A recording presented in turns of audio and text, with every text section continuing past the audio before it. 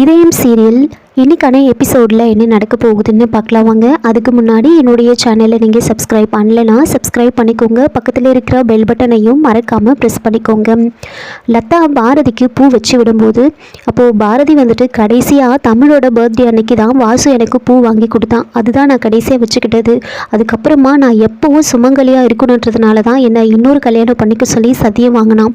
ஆனால் இப்போது இந்த மாதிரி ஒரு நிலைமையில் நான் இந்த பூவை வச்சுக்க போகிறேனே அப்படின்னு ரொம்ப ஃபீல் பண்ணுறாங்க.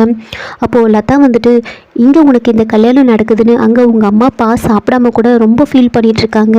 உனக்கு இந்த கல்யாணத்துக்கு உங்கள் அம்மா அப்பா வரலன்னு கூட கவலை இல்லைல்ல. நான் சொல்கிறத கேளு, நீ தமிழை கூட்டிக்கிட்டு இங்கேருந்து உங்கள் அம்மா வீட்டுக்கே போயிடும். எதுக்காக நீ இங்கே இருக்கணும்? வாசுவே இல்லை, அதுக்கப்புறம் நீ எதுக்காக இவங்களெல்லாம் சகிச்சுக்கிட்டு இங்கே நீ வாழணும் அப்படின்னு தான் சொல்லிட்டுருக்காங்க. அப்போ கரெக்டாக தனம் அங்கே வராங்க.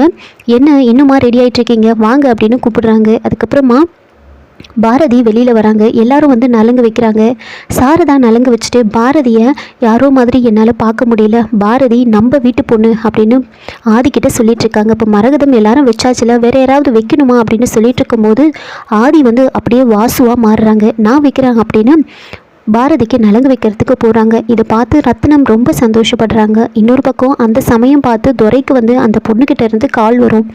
அதனால் வெளியில் போய் பேசிட்டு உள்ளே வரும்போது ஆதி பாரதிக்கு நலங்கு வச்சுட்டு இருப்பாங்க. அதை பார்த்து டென்ஷன் ஆகிட்டு கிட்ட கோவமாக போகிறாங்க துரை. அப்போ மணி வந்து துரையை தடுத்து நிறுத்துறாங்க.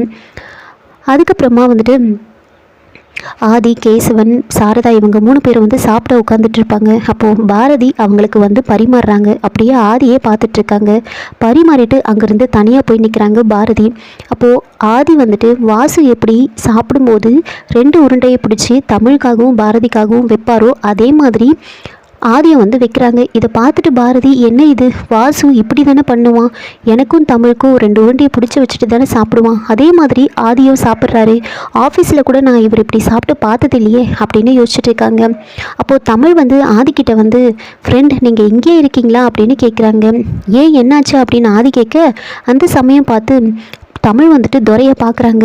துரையை பார்த்த உடனே பேசாமல் பயந்துக்கிட்டு தமிழ் திரும்பவும் துரைக்கிட்டே போயிடுறாங்க. அப்போது ஆதி வந்து யோசிக்கிறாங்க, ஃப்ரெண்டுக்கு என்னாச்சு, என்கிட்ட ஏதோ சொல்லணும்னு வராங்க ஆனால் போயிடுறாங்க அப்படின்னு யோசிக்கிறாங்க.